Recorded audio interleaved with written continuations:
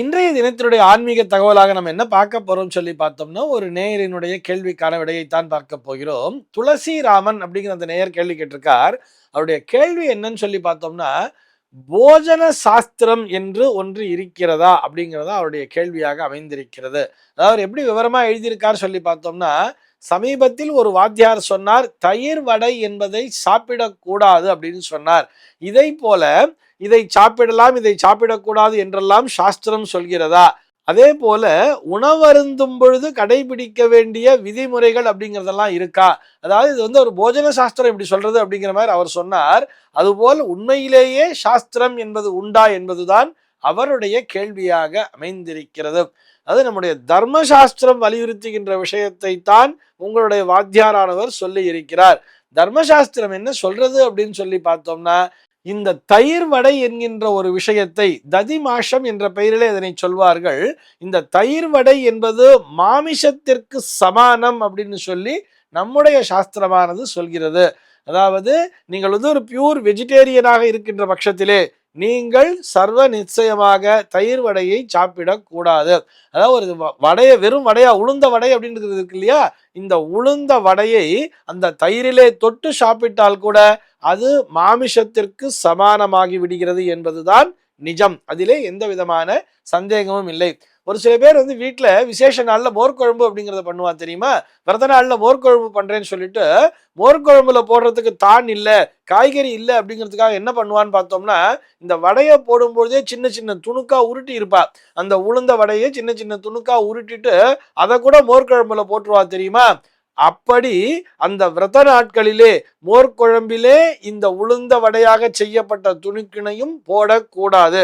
ஏன்னா அங்க மோர் அப்படிங்கிற விஷயத்த கலந்துருப்பா தெரியுமா? அந்த மோரோடு இந்த உளுந்த வடை என்பது இணையும் பொழுது, உளுந்து என்பது இணைந்து விட்டாலே அது மாம்சத்திற்கு சமானம் என்றுதான் நம்முடைய சாஸ்திரமானது சொல்கிறது.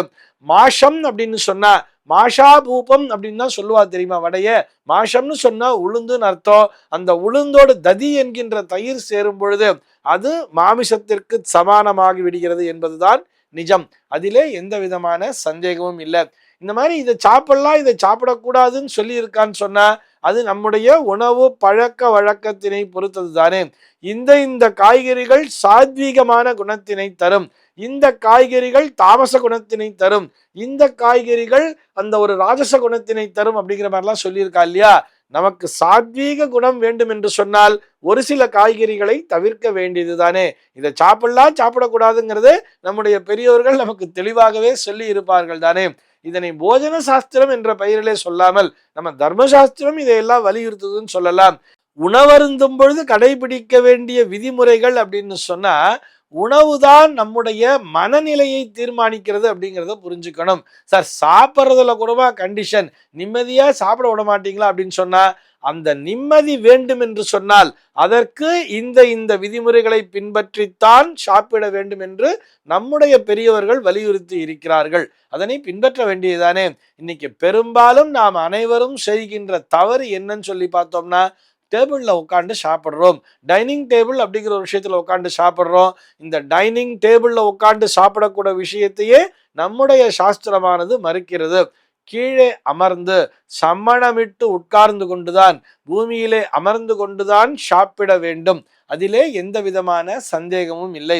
இல்லை சார் நான் ஆஃபீஸ் போகிறேன், எங்கள் ஆஃபீஸ்லலாம் வந்து நான் பேண்ட் ஷர்ட்லாம் போட்டு போகிறேன், என்னால் கீழே உட்காந்து சாப்பிட முடியாது, இது போக அங்கே டைனிங் டேபிளில் தான் சாப்பிடணுங்கிற ஒரு கண்டிஷன்லாம் இருக்குது அப்படின்னு வச்சுட்டா கூட, அதே மாதிரி நான் எங்கேயோ வெளியூர் போகிறேன், பசிக்கிறது, ஹோட்டலில் போய் சாப்பிட்றேன், இந்த காலத்தில் ஹோட்டல் எல்லாத்துலேயுமே டேபிள் சேர் தான் போட்டு வச்சுருக்கா, நான் அங்கே தானே சாப்பிட்டாகணும், இதுதானே கட்டாயம் அப்படின்னு சொன்னால் கூட அங்க கூட எந்த விதிமுறையை தெரியுமா பின்பற்ற வேண்டும்? கால்களிலே அந்த பாதரட்சை என்பது இருக்கக்கூடாதுங்கிறதையும் புரிஞ்சுக்கணும்.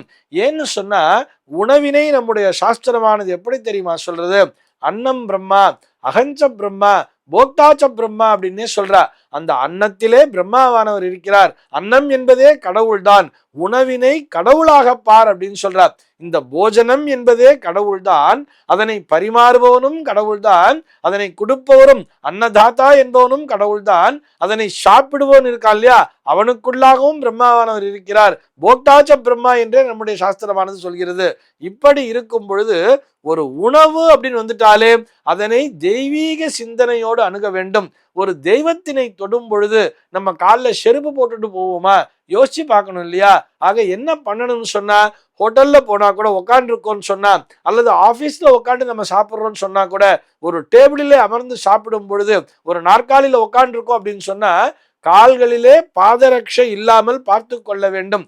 காலில் ஷூ போட்டு இருந்தா கூட அதனை கயிற்றி வைத்து விட வேண்டும் என்கின்ற அந்த சிந்தனையை மேற்கொள்ள வேண்டும்.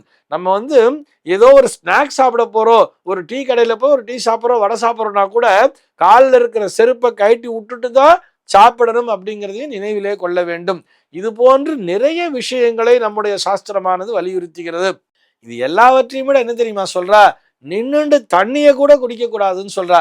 யார் வீட்டுக்கோ போறோம் அப்படின்னு சொன்னா கூட அங்க போய் தண்ணி உள்ள போன உடனே அப்படியே நின்னுண்டே தண்ணியை வாங்கி குடிக்க கூடாது. அவ ஜலத்தை கொடுக்குறான்னு சொன்னா போய் தரையிலே அமர்ந்து கொண்டு, நன்றாக அமர்ந்து கொண்டுதான் தண்ணீரையே பருக வேண்டும் என்று நம்முடைய சாஸ்திரமானது வலியுறுத்துகிறது.